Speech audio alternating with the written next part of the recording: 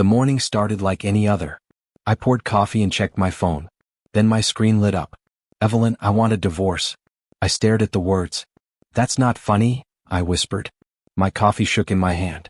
I typed back. What? No reply. I called her. Straight to voicemail. Evelyn, answer me, I said, my voice already breaking. If this is a joke, stop. Nothing. I sat down slowly. My heart felt too loud. I want a divorce. No hello. No explanation. Just a sentence that erased 10 years. I replayed last night in my head. We ate dinner late. She talked about board meetings. I listened. I always listened. You don't have to stay up, she had said. I want to, I told her. I miss you. She didn't look at me. I'm tired. That was it. No fight. No warning. My phone buzzed again. Evelyn, we'll talk tonight. Tonight. I laughed, sharp and scared. You destroy my life and schedule it? I spent the day pacing. I didn't eat. I didn't sit still. I kept saying, this isn't real, like the words could fix it. When she came home, I stood by the door. We need to talk, I said. She took off her coat slowly. I know. I searched her face. What is this? Did I do something? She sighed. It's not about one thing. That's not an answer. She looked at her phone. Can we keep this calm? Calm? My voice cracked. You texted me a divorce. I didn't want a scene. I'm your husband, not a meeting, I said. Talk to me. She finally looked at me. Her eyes were flat. I've changed, she said. My life is different now. Our life, I corrected. She shook her head. That's the problem. I don't think of it that way anymore. My chest burned. Since when? Since I realized I was carrying us alone. I laughed. Alone? I quit my job for you. I didn't ask you to, she said quickly. You didn't stop me either. She crossed her arms. I needed space to grow. So I became space? I asked. She didn't answer. I stepped closer. Look at me. Tell me the truth. She hesitated. That pause told me everything. There's someone else, I said. Her silence was louder than a scream. How long? I asked. Does it matter? Yes, I said. It matters to me. She exhaled. A while. A while? I repeated. While I cooked, cleaned, waited? I didn't plan it, she said. It just happened. I shook my head. You don't trip and fall into betrayal. Her voice hardened. I didn't betray you. I outgrew you. Those words hit harder than the text. I built my life around you, I said. My dreams, my time, everything. And I appreciate that, she replied. But appreciation isn't love. So what am I now? I asked. A phase. She looked away. I need someone who matches my level. I felt small. Smaller than I'd ever felt. You mean power? I said. She didn't deny it. I swallowed. Did you ever love me? She paused too long. I thought I did. That answer broke something inside me. When? I asked. When you needed me? Her voice softened, almost kind. This doesn't have to be ugly. It already is, I said. She picked up her bag. I'm staying at a hotel. Of course you are, I said. You already left. She stopped at the door. I hope someday you'll understand. I laughed empty. I understand now. She left without looking back. I stood alone in the quiet house. My phone buzzed again. Evelyn, please don't make this harder. I stared at the message. Then I turned the screen off. That was the moment I knew. My marriage didn't end with a fight. It ended with a text. I didn't sleep that night. I sat on the couch and stared at the wall until morning light crawled in. You're really not coming back? I said to the empty room. Silence answered me. My phone rang around 9. It was Evelyn. I forgot some files, she said. I'll pick them up later. Files? I repeated. That's what you call 10 years? She sighed. Please don't start. I already ended, I said. She hung up. I laughed once, bitter. Right. Don't start. I walked into the kitchen and saw the planner on the counter. Her planner. I used to manage it. You have a call at 6, I remembered saying every night. Don't forget dinner with the investors. You need sleep. I used to sound proud. Now I sounded stupid. My phone buzzed again. A message from her assistant.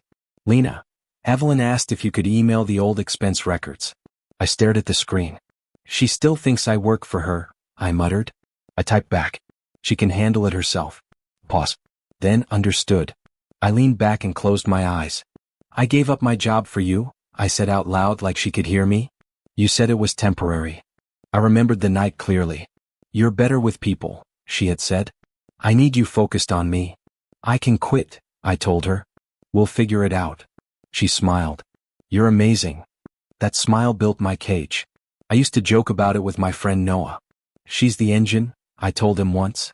I'm just keeping the road clear. That road is eating you, Noah said. Be careful. I ignored him. Love made me deaf. My phone rang again. This time it was Noah. I heard, he said. You okay? I'm breathing, I replied. That counts. You want me to come over? No, I said quickly. Not yet. Don't isolate, he warned. I spent years alone in a marriage, I said. I can handle one day. He was quiet. You really loved her. I still do, I admitted. That's the problem. After the call, I walked into our bedroom. Her closet was half empty. You planned this, I whispered. Her suits were gone. Her heels. Her confidence. Only my clothes remained. Forgotten. I remembered standing behind her at company events. This is my husband, she would say. People smiled at me like I was furniture. You don't mind, right? She once asked. Networking is easier alone. I said, of course not. I minded. I always minded. My phone buzzed again. A name flashed on the screen. Marcus. I hesitated before answering. Hey, he said. I didn't know how else to reach you. What do you want? I asked.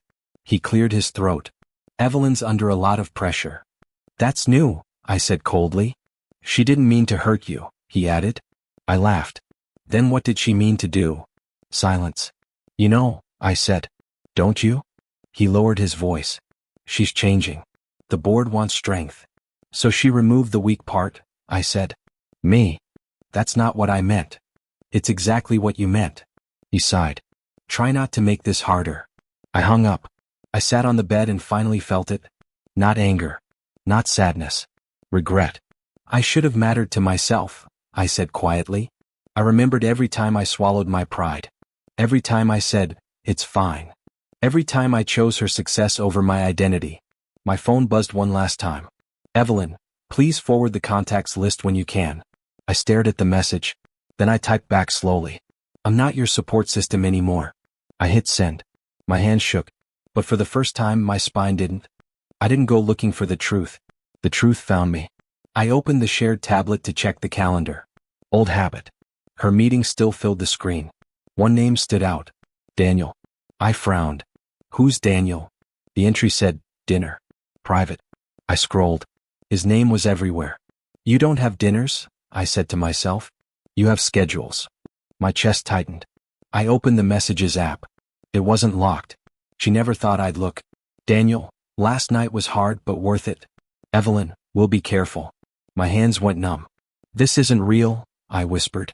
I read more. Daniel, he still doesn't know, right? Evelyn, not yet. I dropped the tablet.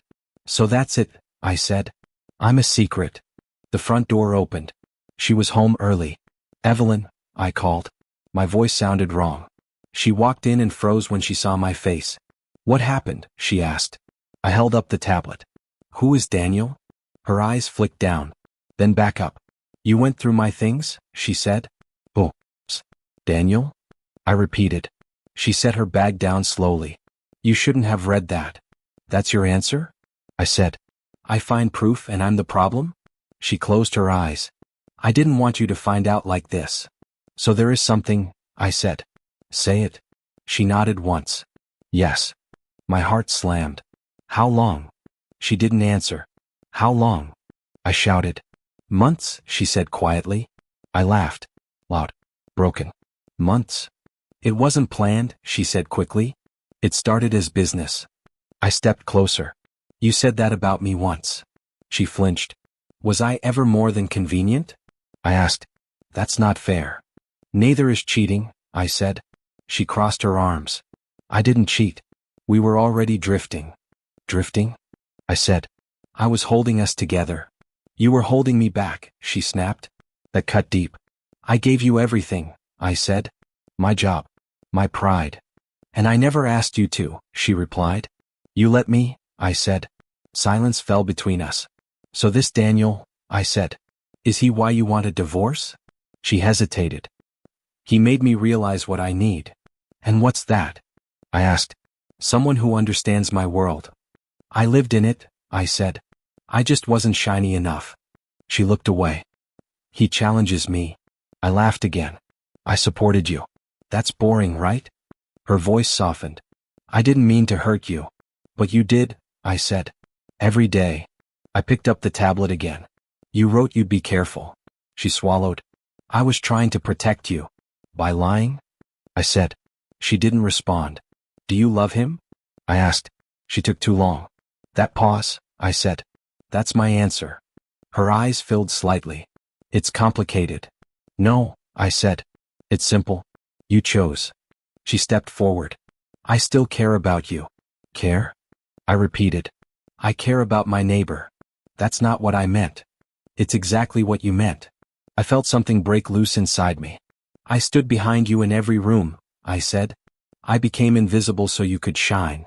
She whispered, I didn't ask you to disappear. But you enjoyed it, I said. Her face hardened. I won't apologize for outgrowing you. Those words burned. So this is it, I said. You trade loyalty for excitement. She exhaled. I'm sorry you feel that way. I nodded slowly. You're sorry I noticed. She said nothing. I grabbed a bag and stuffed clothes inside. What are you doing? She asked. Leaving, I said. Before I lose myself completely. Where will you go? I paused. Somewhere I'm not second place. She followed me to the door. We can still be civil. I looked at her one last time. You turned our life into a lie, I said. Don't ask me to respect it. I opened the door. Please, she said softly. Don't hate me. I didn't look back. I don't, I said. I just see you now. The door closed behind me. And with it, the man I used to be. I moved into a small apartment. Bare walls. Cold floor. Silence. I didn't unpack much. My life felt unpacked already. Nice place, said the neighbor from across the hall. I didn't respond. She smiled politely and left. I sank into the couch and stared at the ceiling. Why did you do this to me? I whispered. Why her? No one answered. My phone buzzed. It was Noah. You alive? He asked. I'm breathing, I said. That counts, he replied. Do you want to come over? He asked. No, I said. I need to sit with this. Okay, he said reluctantly. Don't isolate yourself too long. I'm not isolating, I muttered. I'm surviving. I went to the kitchen and opened the fridge. Empty. I went back to the couch. I don't even know who I am anymore, I whispered. A knock at the door startled me.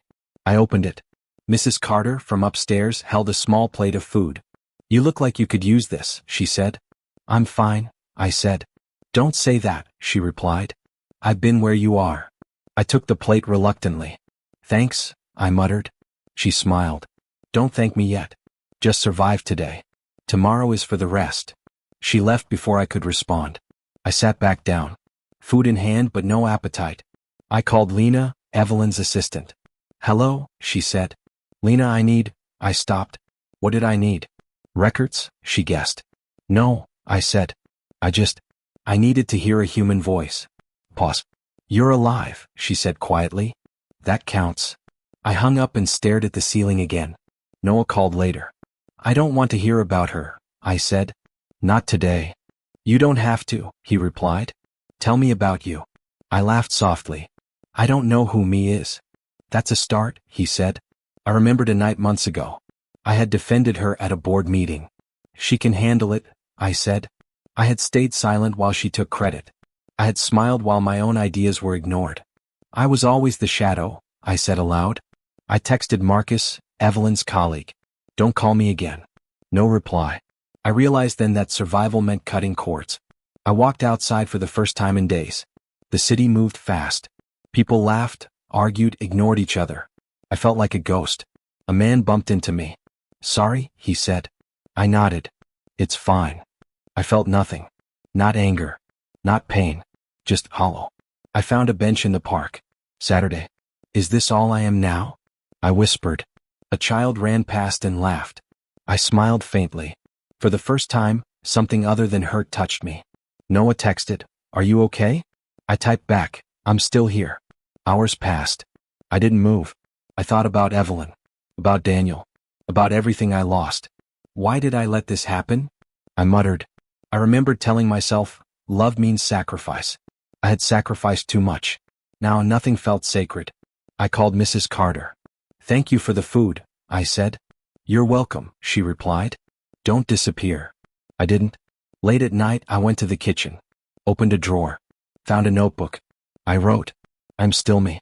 Even if small, even if broken, I will rebuild. I realized survival wasn't dramatic. It wasn't about revenge or shouting. It was quiet. I could feel strength slowly returning. Noah called again. You sound different. I'm starting, I said. Just starting. That's all you need, he said. I sat by the window looking at the city lights. For the first time, I didn't see Evelyn. I didn't see Daniel. I saw me. I whispered, I'll be okay. I'll have to be. And for the first time since the text, I believed it. Noah came over that evening. I didn't want company, but he insisted. You've been silent for days, he said. That's not you. Maybe it is, I replied, staring at the floor. No, he said firmly. You're still in there. You're just stuck. Stuck is comfortable, I muttered. Pain is honest. Comfortable is dying, he shot back. I clenched my fist. So what do I do? Decide, he said. Do you want revenge or do you want yourself back? I laughed, bitter. I can't do either. She already won. No, he said. You haven't even tried to win yourself. I shook my head. I don't even know where to start. Start small, he said. Small steps. First, you stop waiting for her. Second, you stop letting her define you. Third, he paused. You rebuild. I can't rebuild from rubble, I said quietly. No, he said, you rebuild on it. I stared at him. He wasn't wrong. I thought of the text. I want a divorce. It haunted me. But it also woke something up. Do you hate her? Noah asked suddenly. I don't know, I admitted. I hate what she made me feel. Invisible. Weak. Stupid for trusting her. No one can take that from you, he said. But you can choose not to give it to her anymore. I sat back and ran my hands over my face. I've spent years bending for her. Quiet, patient, unnoticed. You're done, he said. No bending. No waiting. I nodded slowly. So, I don't call. I don't respond to her. I just exist. Better, he said. You don't just exist. You live. I laughed softly. That sounds impossible. Nothing worth anything is easy, he said. Remember who you were before her. I closed my eyes. A memory rose, me before sacrifice, before bending. Confident. Curious. Ambitious. That man still exists? I asked. Yeah, Noah said. He's just tired of being invisible. I looked at the floor thinking. If I rebuild, where do I even start? Anywhere, Noah said. Your dreams. Your skills. Your pride. First step, claim what's yours. I swallowed. Claim what's mine. Not hers. Exactly, he said. I paced the room. I can't wait for her to realize her mistakes. That will never make me whole. Good, Noah said. Stop waiting for karma. Stop waiting for apologies. Start building. I sat back down, heart racing. You're saying? I let her go, but I don't let her ruin me. Finally, you're thinking, he said with a smirk. That's your choice. Your spine. Hold it. I clenched my fist. I'm tired of being weak. Then stop, he said. Start today. I looked at the clock. Midnight. The city lights outside my window glimmered like sparks. Sparks that reminded me of fire. My fire. Tomorrow, I whispered. Tomorrow I start. Noah stood up. Good. Tomorrow I want updates. I smiled faintly. Don't get your hopes up. You'll surprise me, he said. You'll surprise yourself. After he left, I sat in silence. No one was texting.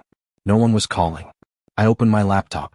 Emails, unfinished projects, old ideas. They all stared back at me. I didn't touch them yet. I just looked, studied, visualized. I'm starting with small steps, I said aloud. One thing at a time. I remembered Daniel's name. Evelyn's betrayal. My anger. It still burned. But I realized something crucial. That anger doesn't define me. My reaction does. I picked up a notebook I hadn't touched in months. I wrote. Step 1, rebuild myself.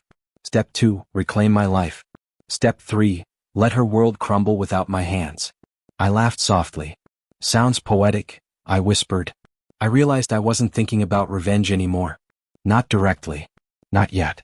I was thinking about power, my future, my spine. I poured coffee and stared at the window.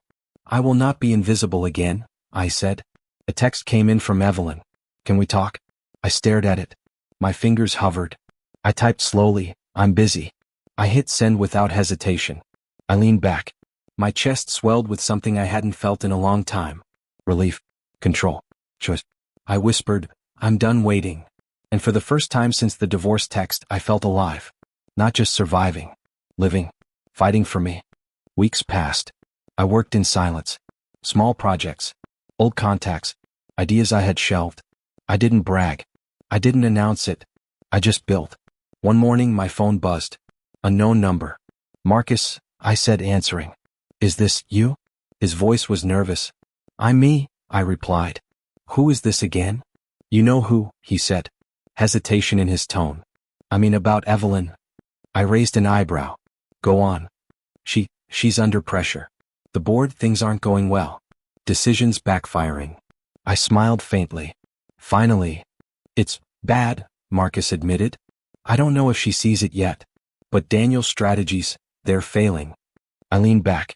So, chaos reigns? Yes. And she's asking for advice. Advice. I repeated. From you? Yes, he said. She's desperate. I didn't respond. I wanted to, but I didn't. Are you okay? He asked cautiously. I'm better than okay, I said.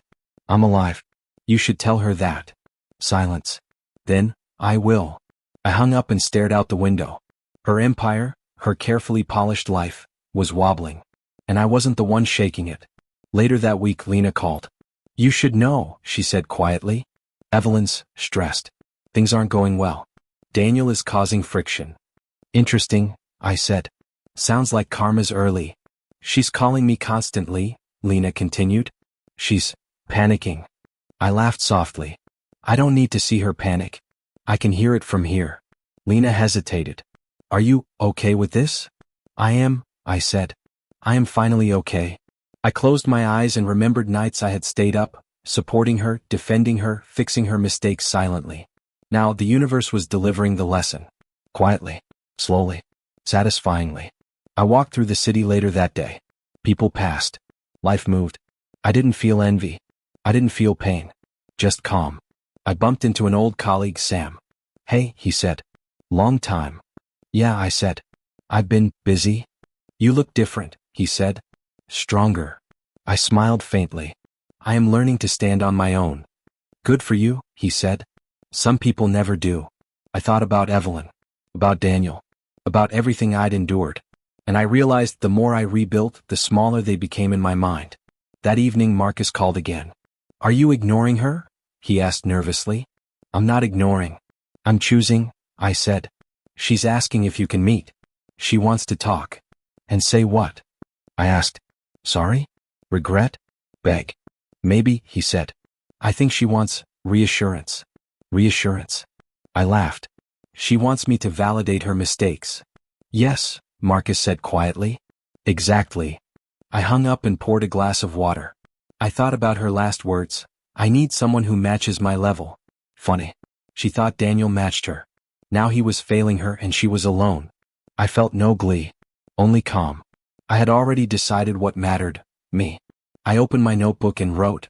Step 1, survive. Step 2, rebuild. Step 3, let them crumble without interference. Noah called that night. You sound different, he said. I am, I said. I've stopped waiting for her. I've stopped waiting for apologies. I've stopped waiting for justice. I'm just building.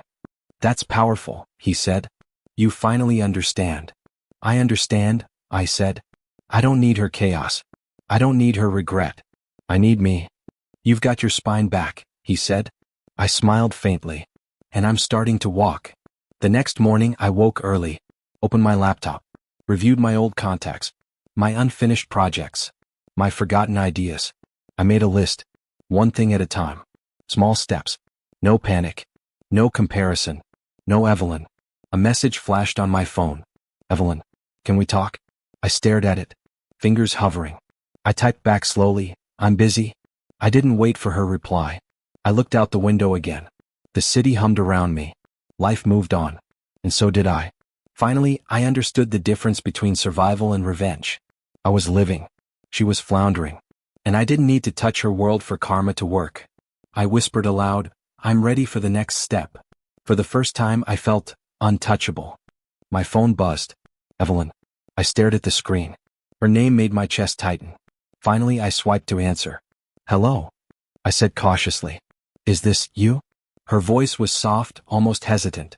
"It's me," I said. "Who is this?" "You know who," she whispered. I laughed quietly. "Apparently, yes." I need to talk," she said. "To me?" I asked, my voice calm, steady. "After everything?" "Yes," she said. Things aren't going well. I need advice." I paused. "Advice? From me?"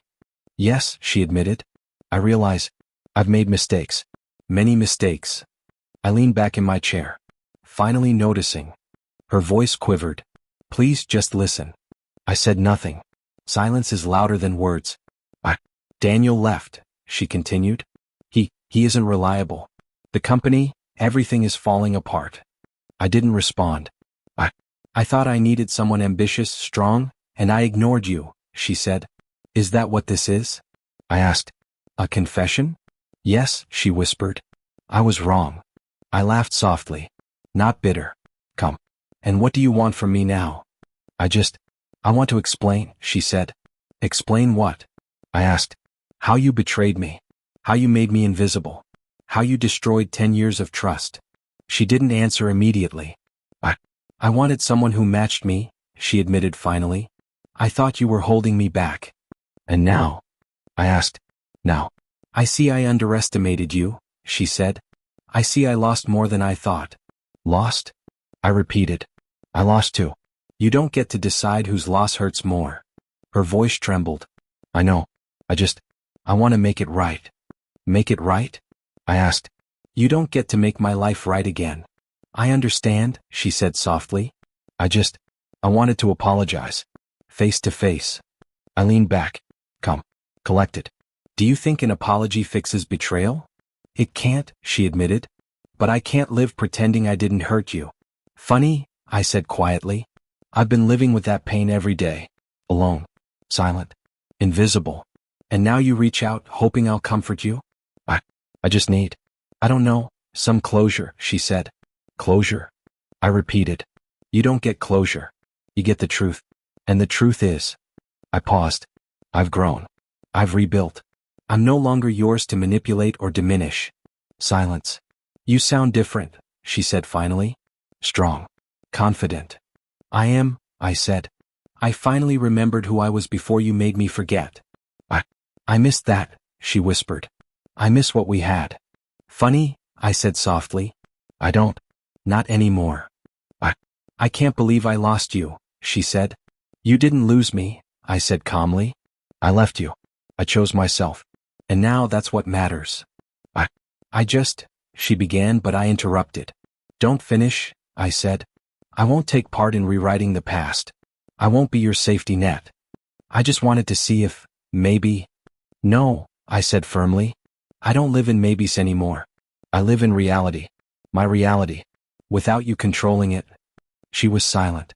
"Goodbye, Evelyn," I said, my voice steady, unwavering. "Wait," she started. "No," I said again. "This is it. You live with your choices. I live with mine. And I'm finally free." I hung up. I sat back in the chair and exhaled. Calm. Collected. Oh. No guilt. No anger. Just quiet satisfaction. I realized something crucial. She came back not because she wanted me. She came back because she needed me to validate her mistakes. And I didn't. I whispered aloud, "I am done being her shadow. I am done being invisible." For the first time in months, I felt a deep, unshakable peace. The city outside buzzed with life. People hurried, talked, laughed. I smiled faintly. Not for her. Not for anyone. For me. I finally understood what power felt like. Not the power to hurt. Not the power to control. The power to stand alone, unshaken, and untouchable. And for the first time, I felt completely alive. She called again the next day. I let it ring 3 times. Then I answered.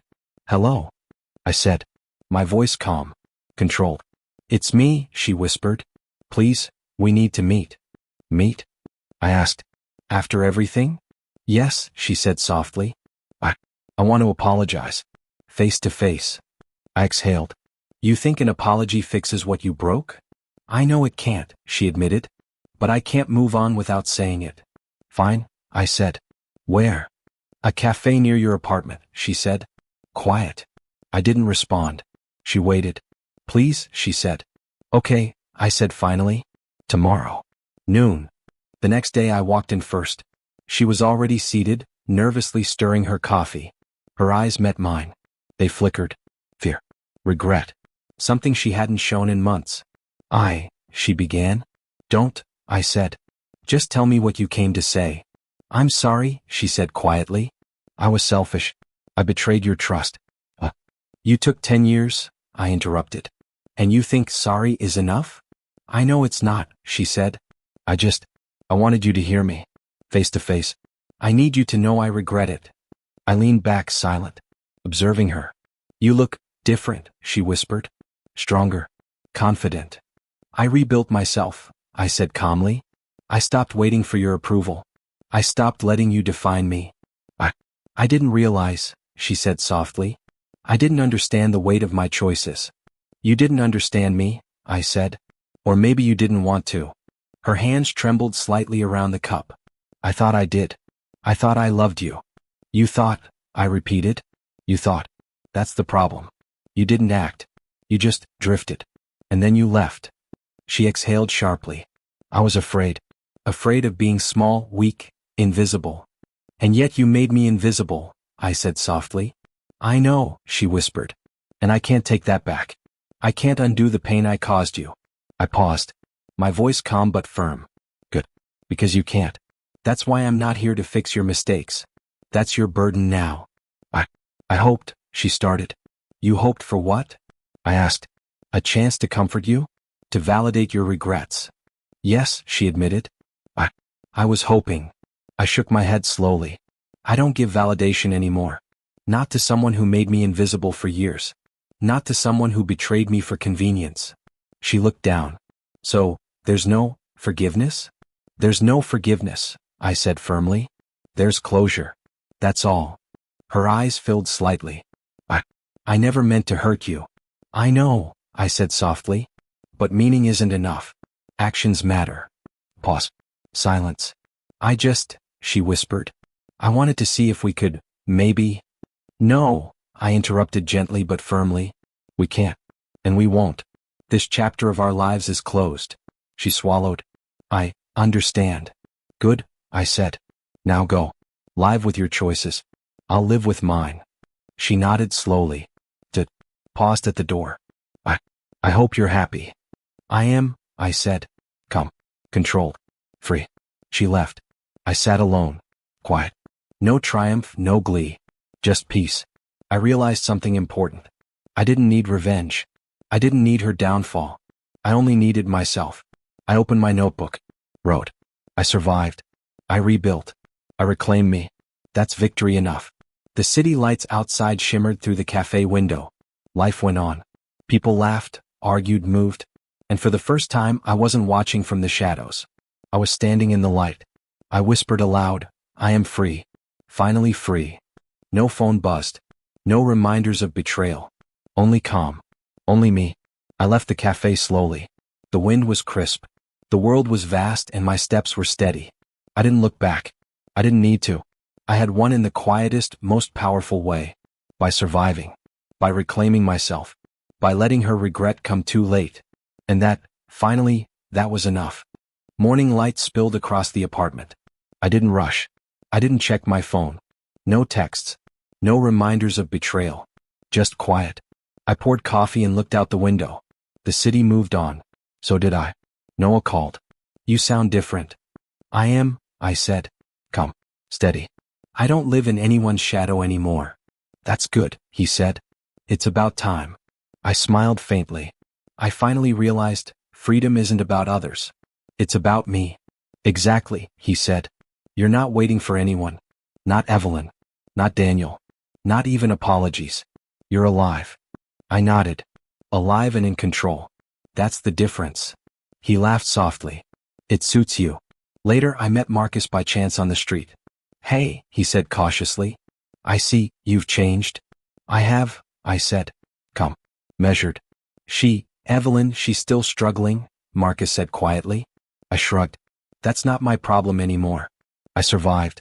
I rebuilt. I don't fix her life. Marcus hesitated. It's satisfying, isn't it? I shook my head. I don't need satisfaction from her downfall. I needed me back. And I have that. That night I walked through the park. The air was cool, crisp. I passed a family laughing, a child chasing a dog, a couple holding hands. I smiled faintly. Not bitter. Not envious.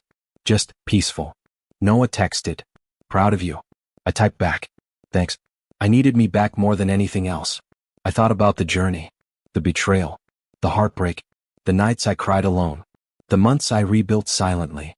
And finally, I had reclaimed my life. I walked past a cafe and saw a reflection of myself in the window. I didn't recognize the man I used to be. Small. Broken. Invisible. Gone. I whispered aloud, I'm whole now. My phone buzzed. A message from Evelyn. I hear you're doing well. I stared. A flicker of old anger tried to rise. I paused. Then typed, I'm doing more than well. I'm alive. No response. I didn't expect one. I remembered her voice, her apologies, her attempts to reach me. And I felt nothing. Nothing but calm. I stopped at a bench in the park. Saturday. Closed my eyes. No thoughts of revenge. No longing for validation. Only clarity. Only me. A jogger passed. Good morning, he said. Good morning, I replied. I realized then what freedom felt like. Not chaos. Not retribution. Not apologies. Freedom was quiet. Freedom was choosing yourself. Freedom was waking up and knowing your life belonged to you. I reached into my bag, pulled out my notebook. Wrote. I survived betrayal. I rebuilt myself. I am whole. That's my victory. Noah called again. Walk me through it. How do you feel? I feel alive, I said. Calm. Powerful in a way I never imagined. Not because I hurt anyone. Not because anyone apologized. But because I stood up for myself. I reclaimed me. Good, he said. Finally. I walked slowly to the apartment, city lights beginning to flicker on. Every step felt deliberate. Measured. Strong. I stopped at the doorway. Looked around. Empty apartment. Quiet. Safe. Mine. I whispered aloud, I am the man I was meant to be. No regrets. No chains. No shadows. I closed the door behind me. Not angrily. Not resentfully. With calm. With certainty. For the first time in years I felt complete. I poured another cup of coffee. Sat by the window. The city lights shimmered. The wind rustled through the trees. I breathed deeply. I thought of Evelyn. Of Daniel. Of all the chaos. And I realized it didn't touch me anymore. I didn't need closure from them. I had it from myself. No texts. No calls. No reminders. Just me. Whole. Strong. Alive. I smiled. Not for anyone. Not for anyone else's approval. Just for me. I whispered softly, this is victory.